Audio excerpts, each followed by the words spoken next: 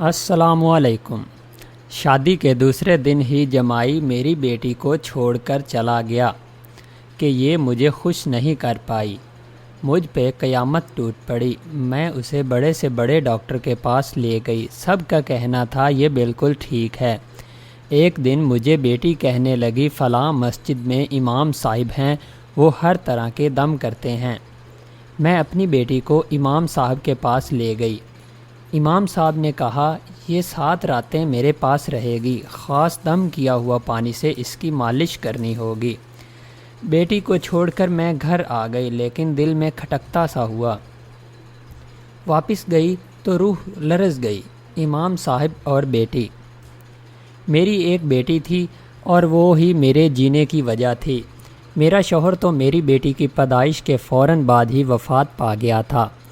میرے شوہر کی وفات کے بعد مجھے اور میری بیٹی کو معاشی طور پر کسی بھی طرح کی تنگی کا سامنا نہیں کرنا پڑا تھا، کیونکہ میرے شوہر نے بہت زیادہ جائیداد وراثت میں چھوڑی تھی، جس سے میرا اور میری بیٹی کا گزارا بہت اچھے سے ہو رہا تھا۔ میں نے اکیلے ہی اپنی بیٹی کی پرورش کی تھی۔ میں نے کچھ ہی دنوں پہلے اپنی بیٹی کا رشتہ کیا تو میری ساس گاؤں سے سب کو ساتھ لے کر آئی تھی۔ میری دیورانی اور ساس نے سارا انتظام بہت اچھے سے سنبھالا تھا۔ میں بہت خوش تھی کہ بیٹی کا مسئلہ تھا تو کسی قسم کی کوئی پریشانی نہیں ہوئی۔ کچھ ہی دنوں میں میری بیٹی کی شادی کی رسمیں شروع ہونے والی تھیں۔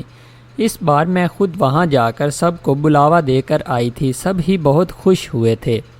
اس کی رخصتی کے وقت میں بہت روئی تھی۔ میرے شوہر کی آخری نشانی تھی وہ، لیکن بیٹیاں تو ہوتی ہی پرائی ہیں، ایک نہ ایک دن تو اسے رخصت کرنا ہی تھا، اس لیے میں اس کے نصیب کے لیے دعا کر رہی تھی۔ میں اپنی بیٹی کی شادی سے فارغ ہوئی تو سکون کی سانس لی تھی۔ میں رب کے حضور شکرانے کے نفل پڑھے تو بیٹی کی جدائی نے ایک بار پھر آنکھیں نم کر دی تھی۔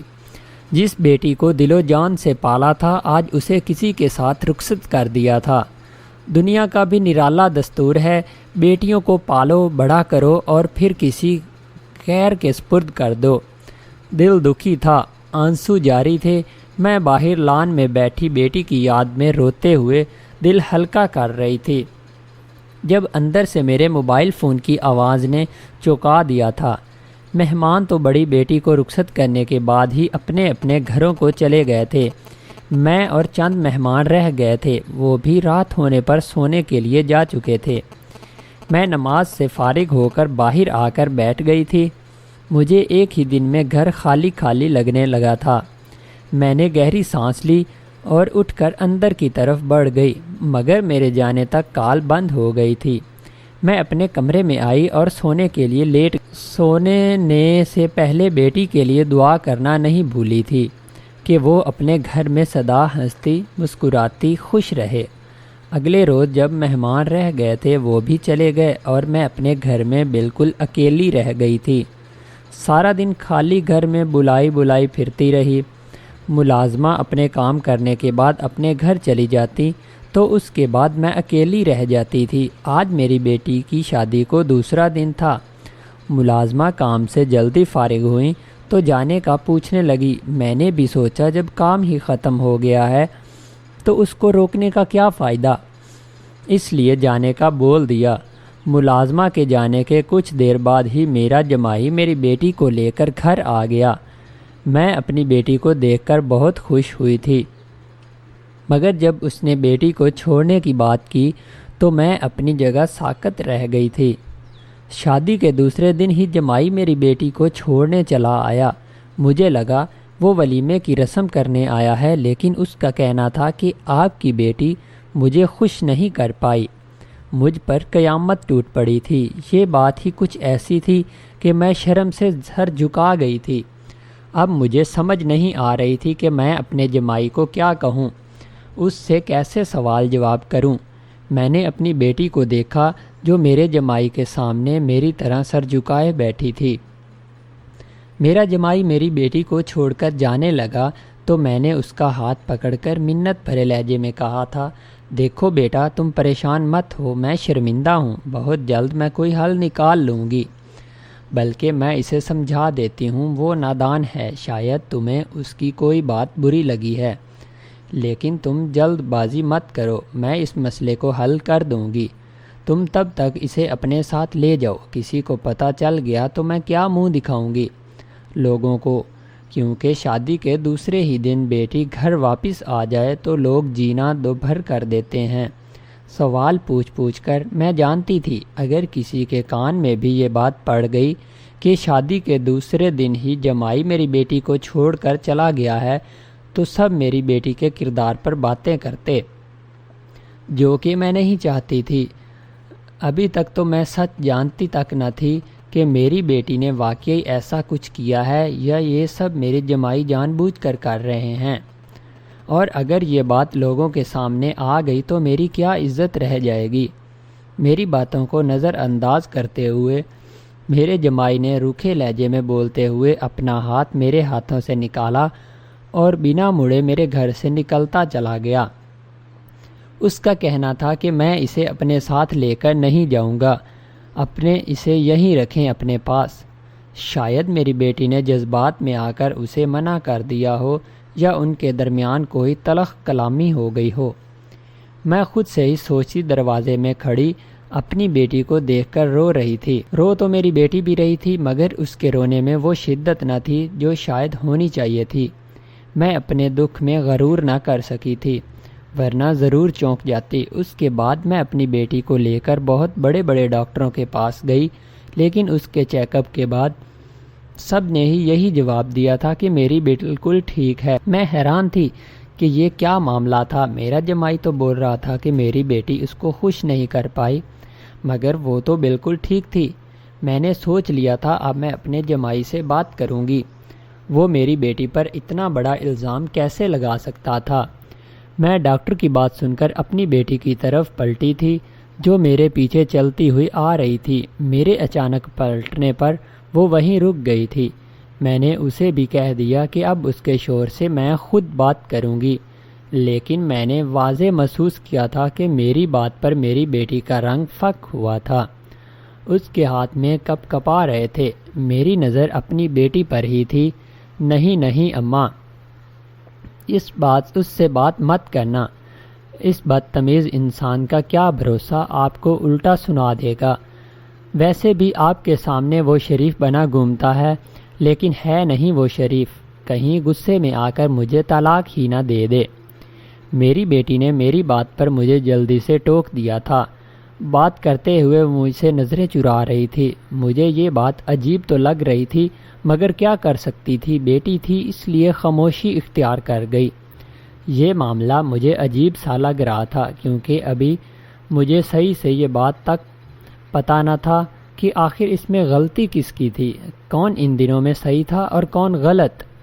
مجھ سے اس بات کا اندازہ لگانا مشکل ہو رہا تھا، لیکن میں اب جاننا چاہتی تھی آخر غلطی کس طرف سے ہوئی ہے، اور یہ سب جلد بازی میں تو نہیں جان سکتی تھی۔ میں اور میری بیٹی گھر جانے کے لیے گاڑی میں آ بیٹھی تھی، مگر میرا دھیان ابھی بھی انہی باتوں میں لگا ہوا تھا۔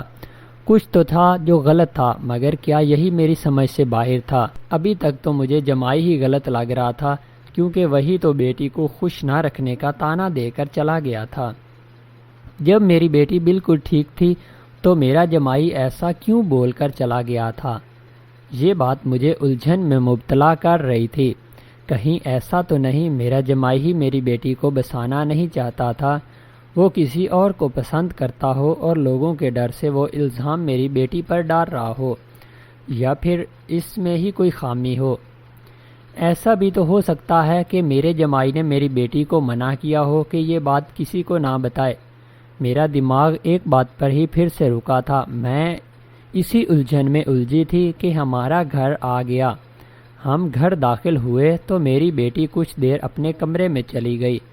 رات کا کھانا کھا کر اس نے میرے لیے چائے بنائی اور خود کمرے میں چلی گئی۔ اس کے بعد وہ کچھ ہی دیر میں پھر واپس میرے پاس چلی آئی۔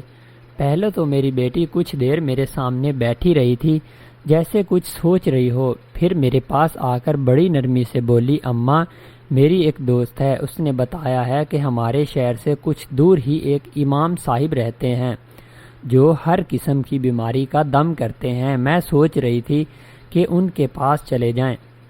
میں نے چونک کر اس کی طرف دیکھا تھا۔ اگر تم کہتی ہو تو چلو ابھی چلتے ہیں۔ میں نے اس امید پر جانے کی حامی بھر لی کہ کیا پتہ اللہ پاک میری بیٹی کو شفا دے دیں تو اس کا بھی گھر خوشیوں سے بھر جائے، وہ اپنے گھر خوش اور آباد رہے گی۔ میرے کہنے کی دیر تھی، میری بیٹی فٹ سے اٹھی کھڑی ہوئی۔ مجھے اس کی جلد بازی پر شک سا گزرا، مگر پھر سر جھٹک کر جانے کے لیے باہر کی طرف بڑھ گئی تھی۔ ہم جلد ہی اس امام صاحب کے پاس پہنچ گئے تھے۔ میں حیران تھی کہ جب ہم اس امام صاحب کے پاس گئے تو وہاں کسی قسم کا کوئی رش نہ تھا۔ مطلب اکثر کہیں جانا ہو کسی پیر فقیر کے پاس تو وہاں مریدوں کی قطاریں بندھی ہوتی ہیں کہ بیٹھنے کو جگہ نہ ملتی تھی، مگر یہاں معاملہ ہی الٹ تھا۔ وہ جگہ ویران سی تھی جہاں اس امام صاحب کی رہائش گاہ تھی، چند لوگوں کا ہی آنا جانا تھا وہاں۔ میں چپ چاپ اپنی بیٹی کے ساتھ چلتی اس آرام گاہ کے اندر داخل ہوئی تھی۔ اندر جاتے ہوئے میں آس پاس بھی دیکھتی جا رہی تھی۔ ہم جب ان کے پاس گئے تو میں نے اپنی بیٹی کے بارے میں سب کچھ اس امام کو بتا دیا۔ میری انہوں نے بڑے آرام سے سنی تھی۔ امام صاحب نے کہا یہ 7 راتیں میرے پاس رہے گی، خاص دم کیے ہوئے پانی سے اس کی مالش کرنی ہوگی۔ ان کی باتیں سنتے ہوئے میں ان کی طرف ہی دیکھ رہی تھی۔ اس دوران اس امام نے ایک بار بھی نظر اٹھا کر ادھر ادھر نہ دیکھا تھا، اس کا چہرہ نیچے کی طرف ہی تھا۔ کچھ دیر بعد وہ منہ میں کچھ پڑھنا بھی شروع کر دیتا۔ اس امام کو دیکھ کر مجھے عجیب سا احساس ہو رہا تھا۔ میں اس احساس کو کوئی نام نہ دے پا رہی تھی۔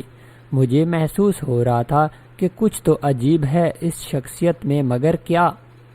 اس کا اندازہ میں نہیں لگا پا رہی تھی۔ بیٹی کو اتنے دنوں کے لیے یہاں چھوڑ کر جانے کا دل بالکل نہیں کر رہا تھا، لیکن مجبوری تھی، اس لیے میں نے ان کو فوراً ہاں کر دی، کیونکہ میں انہی بیٹی کا گھر بسا ہوا دیکھنا چاہتی تھی۔ اس کی عمر ہی کیا تھی جو وہ طلاق کا دھبا لے کر گھر بیٹھ جاتی۔ ویسے بھی ہمارے معاشرے میں لڑکی امیر ہو یا غریب، طلاق یافتہ عورت کو ہی سب برا بھلا کہتے ہیں اور ان کا جینا تک حرام کر دیتے ہیں۔ اس لیے میں نے دل پر پتھر رکھتے یہ فیصلہ کیا تھا۔ میں بنا کوئی اور بات کرے وہاں سے اٹھی اور اس کمرے سے باہر نکل آئی۔ دل میں عجیب عجیب وسوسوں نے ڈیرا ڈال رکھا تھا کہ میں نے اپنی بیٹی کو انجان مولوی کے پاس 7 دن تک چھوڑنے کا فیصلہ کر کے ٹھیک کیا تھا۔ میں گھر آئی تو میرا دھیان امام صاحب پر ہی اٹکا ہوا تھا۔ مجھے وہ شخص ہی پر اسرار سا لگ رہا تھا۔ کچھ تو الگ تھا اس شخص میں۔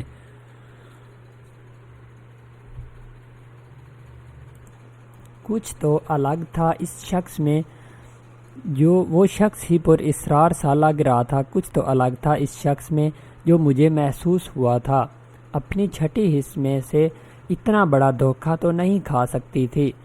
میں جب سے اپنی بیٹی کو امام صاحب کے پاس چھوڑ کر وہاں سے آئی تھی، مسلسل اس کے بارے میں سوچتی جا رہی تھی۔ شام ہونے والی تھی۔ میں نے واپس جانے کا ارادہ ترک کیا اور اپنے لیے کچھ بنانے باورچی خانے میں آ گئی، مگر بیٹی کی پریشانی میں کچھ بھی کرنے کا دل نہ کیا، تو یوں ہی واپس آ کر اپنی جگہ پر بیٹھ گئی۔ اب مجھے ایک پل بھی چین نہیں آ رہا تھا۔ میرا دل چاہ رہا تھا ابھی اور اسی وقت اس امام صاحب کے پاس پہنچ جاؤں۔ میں نے کچھ دیر تو صبر کیا، مگر جب دل نہ مانا تو اٹھ کھڑی ہوئی اور گھر کو لاک لگایا اور گاڑی کی طرف بڑھی تو ہمارے محلے کی ایک عورت نے مجھے دیکھ کر روک لیا۔ دور سے ہی آواز دے کر کہا، اس وقت کہاں جا رہی ہو؟ خیر تو ہے؟ کچھ پریشان سی لگ رہی ہو، کیا ہوا ہے؟ میں بھی جہاں تھی وہاں کھڑی ہو گئی۔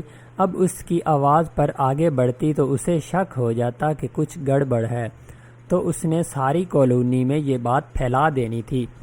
نہیں ہوا تو کچھ نہیں، بس یوں ہی سوچا کچھ دیر اماں کے پاس ہو آؤں۔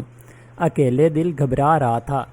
میں نے اسے ہمارے رشتے خالہ کا بتایا، جسے سب خاندان والے اماں جی کہہ کر بلاتے تھے۔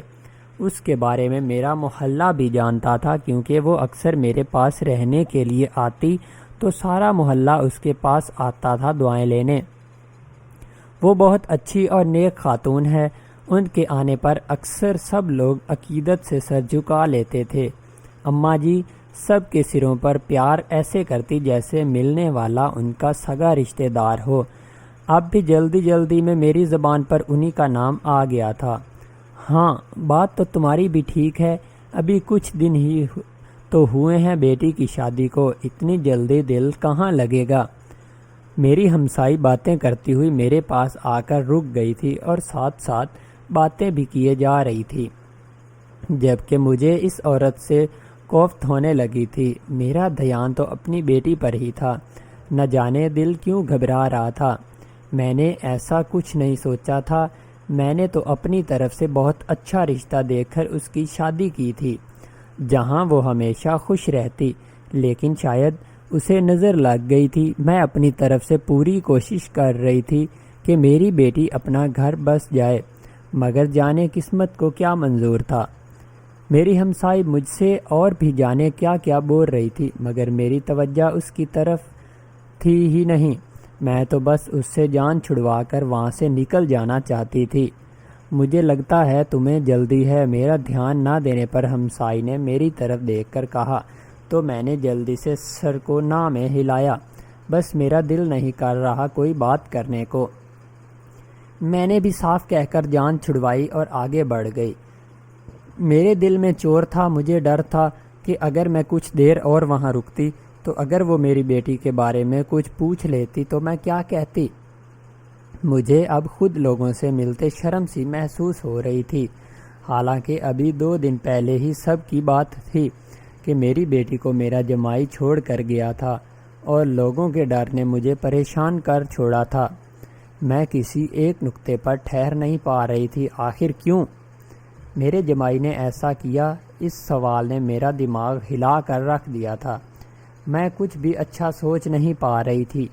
میری بیٹی میں ایسا کیا نقص تھا جس کی وجہ سے میرا جمائی یہ تک بول گیا تھا کہ میری بیٹی اسے خوش نہ کر پائی؟ میرا دماغ سوچ سوچ کر پھٹنے کے قریب پہنچ چکا تھا۔ میں جتنا اسے گتی کو سلجھانے کی کوشش کرتی تھی وہ اتنا ہی الجھتی جا رہی تھی۔ میں انہی الجھنوں کے شکنجے میں پھنسی اس جگہ واپس آ گئی تھی جہاں چند گھنٹے پہلے میں اپنی بیٹی کو چھوڑ کر گئی تھی۔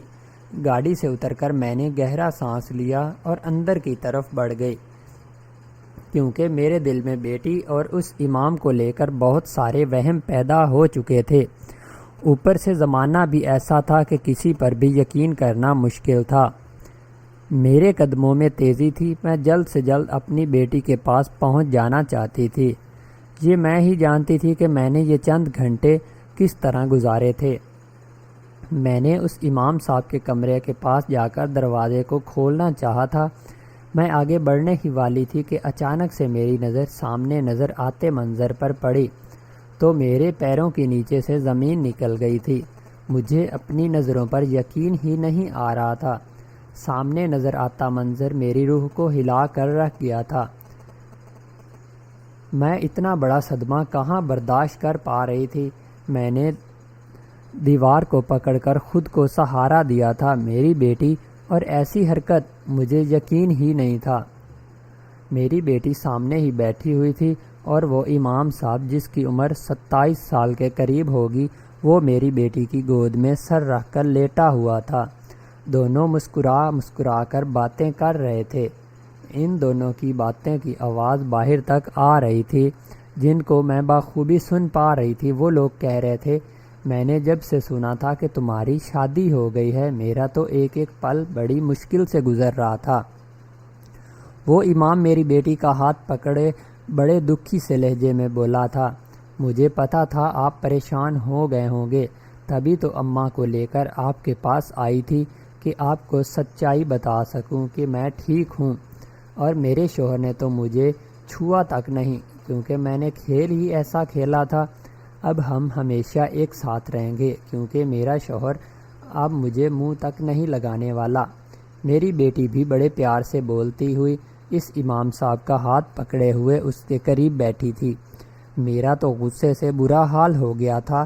میں جو اپنے جمائی کو غلط سمجھ رہی تھی، جبکہ غلط میری ہی بیٹی نکلی تھی۔ مجھ سے جب برداشت نہ ہوا تھا میں نے جلدی سے دروازہ کھول دیا۔ دروازے کی آواز پر وہ دونوں ہی ہڑبڑا کر اٹھ کھڑے ہوئے تھے۔ میں نے اندر داخل ہوتے ہی اپنی بیٹی کو بازو سے پکڑا اور زوردار تھپڑ اس کے گال پر دے مارا تھا۔ تمہیں شرم نہ آئی یہ سب کرتے ہوئے تمہیں اپنی ماں کی تربیت یاد نہ آئی؟ میں نے غصے سے بولتے ہوئے ایک اور تھپڑ اس کے دوسرے گال پر دے مارا تھا، جس پر وہ امام صاحب میری بیٹی کو مجھ سے بچانے کے لیے آگے بڑھنا چاہتا تھا، لیکن میرے غصے سے دیکھنے پر اپنے قدموں کو دیکھتا سر جھکائے کھڑا رہا تھا۔ کیا کہا تھا تم نے اپنے شوہر کو جو ایسے تمہیں یہاں چھوڑ کر چلا گیا تھا؟ میں نے سرد لہجے میں اپنی بیٹی کو مخاطب کیا تھا، جس پر وہ ہچکیوں سے روتی ایک دم میری طرف دیکھ کر چپ ہوئی تھی۔ میں نے اس سے کہا تھا کہ میں بانجھ ہوں، میرے گھر کبھی اولاد نہ ہوگی، تم کیوں اپنی زندگی برباد کر رہے ہو؟ مجھے چھوڑ دو، میری ماں نے تم سب کو دھوکہ دیا ہے۔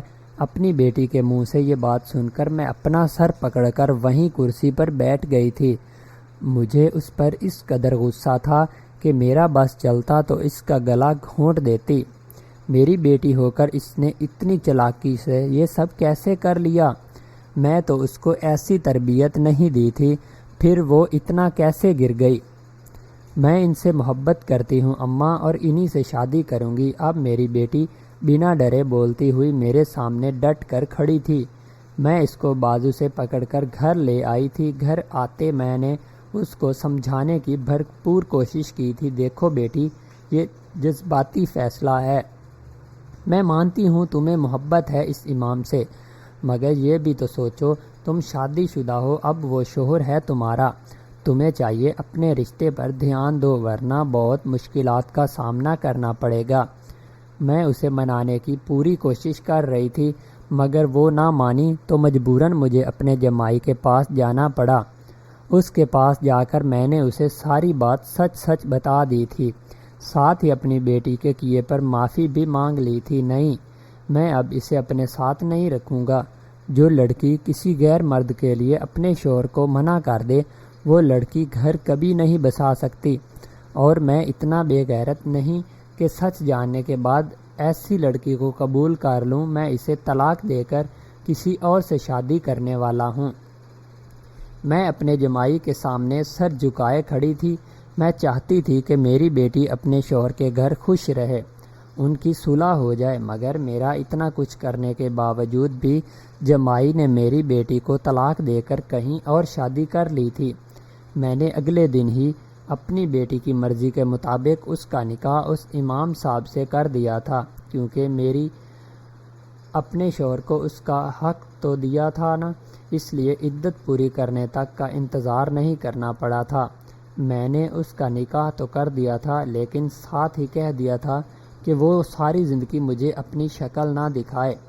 اتنے دکھ جھیل کر اکیلے اسے پالا تھا، دوسری شادی نہ کی تھی کہ کہیں وہ نہ رل جائے، اور اس نے بدلے میں مجھے کیا دیا میں نہیں جانتی۔ وہ کیسے زندگی گزار رہی تھی۔ میں نے اس کے نکاح کے بعد اس سے کوئی رابطہ نہ رکھا تھا۔ میری بیٹی کی شادی کو 5 سال ہو چکے تھے۔ وہ کل ہی مجھ سے ملنے آئی تھی۔ اس کا کہنا تھا کہ اس کا جھوٹ اس کے گلے کا طوق بن گیا ہے۔ اس نے اپنے سابقہ شوہر سے جھوٹ بولا تھا کہ وہ بانجھ ہے تاکہ وہ اسے چھوڑ دے، لیکن اب اسے اولاد نہیں ہو رہی تھی، وہ سچ میں ایک بانجھ بن کر رہ گئی تھی۔ اس کی ساس اپنے بیٹے کو دوسری شادی کا بول رہی تھی۔ اس کا کہنا تھا کہ اس سے بچے نہیں ہوں گے، تم دوسری شادی کر لو، مگر وہ نہیں مانا تھا اور مجھ سے معافی مانگنے آئی تھی کہ اس نے میرا دل دکھایا تھا۔ قصوروار تم میری نہیں، جتنی اپنے سابقہ شوہر کی ہو، جاؤ اس سے معافی مانگو، اگر وہ معاف کر دے تو میں بھی معاف کر دوں گی۔ بیوی اگر شوہر کو اس کا جائز حق نہ دے اور دوسری طرف کروٹ کر کے سو جائے تو ساری رات فرشتے اس پر لعنت بھیجتے ہیں، اور تم نے تو بہت بڑا گناہ کیا ہے۔ میری بات سن کر وہ روتی ہوئی میرے گلے لگ گئی تھی۔ میرے کہنے پر اس نے اپنے سابقہ شوہر سے بھی معافی مانگ لی تھی، جس نے اسے معاف کر دیا تھا، کیونکہ وہ اپنی زندگی میں خوش تھا۔ اب اسے میری بیٹی سے کوئی غرض نہ تھی۔ وہ رو رو کر اپنے کیے کی معافی اس پاک ذات سے مانگتی تھی، اور بالآخر شادی کے 10 سال بعد اللہ پاک نے اس کی دعائیں سن لی تھی اور اسے بیٹی عطا کی تھی۔ تب اسے احساس ہوا تھا کہ اس نے اپنی ماں کے ساتھ کس قدر ناانصافی کی تھی۔ اب وہ اپنی بیٹی کے نصیب سے بہت ڈرتی ہے کہ اس کی بیٹی بھی وہی سب نہ کر دے جو اس نے کیا تھا۔ اس کا کہنا تھا کہ وہ بیٹی کے بالغ ہوتے ہی اس کی شادی کر دے گی تاکہ اس کی بیٹی بھی اس راہ پر نکلے جہاں اس کی ماں چلی تھی۔ ہم دوسروں کے درد کو تب تک نہیں سمجھ سکتے جب تک وہی درد ہم خود نہ سہ لیں۔ میری بیٹی کو میری فکر نہ تھی، لیکن جب وہ خود ایک لڑکی کی ماں بنی تب سے اسے بہت سارے وہم لاحق ہو چکے تھے، اور تب وہ شرمندگی سے ایک بار پھر میرے آگے ہاتھ جوڑ کر معافی مانگنے آئی تھی۔ میں نے اسے دل سے معاف کر دیا تھا اور اپنی نواسی کے اچھے نصیبوں کی دعا کی تھی۔ اللہ سب بیٹیوں کے نصیب اچھے کرے اور ان کی سیدھی راہ پر چلنے کی توفیق عطا کرے، آمین۔ آپ کو کیا لگتا ہے میری بیٹی کے ساتھ جو کچھ ہوا کیا وہ صحیح تھا؟ میرے جمائی نے جو فیصلہ لیا تھا کیا وہ صحیح تھا؟ کسی نے بھی مجھے یہ محسوس نہ ہونے دیا تھا کہ میرا شوہر اب زندہ نہیں۔ یہ دیکھ کر میری آنکھیں بھر آئی تھیں۔ اگر میرا شوہر زندہ ہوتا تو اپنی بیٹی کی شادی پر کتنا خوش ہوتا۔ سارا انتظام مکمل تھا۔ میری بیٹی اپنے گھر کی ہو گئی۔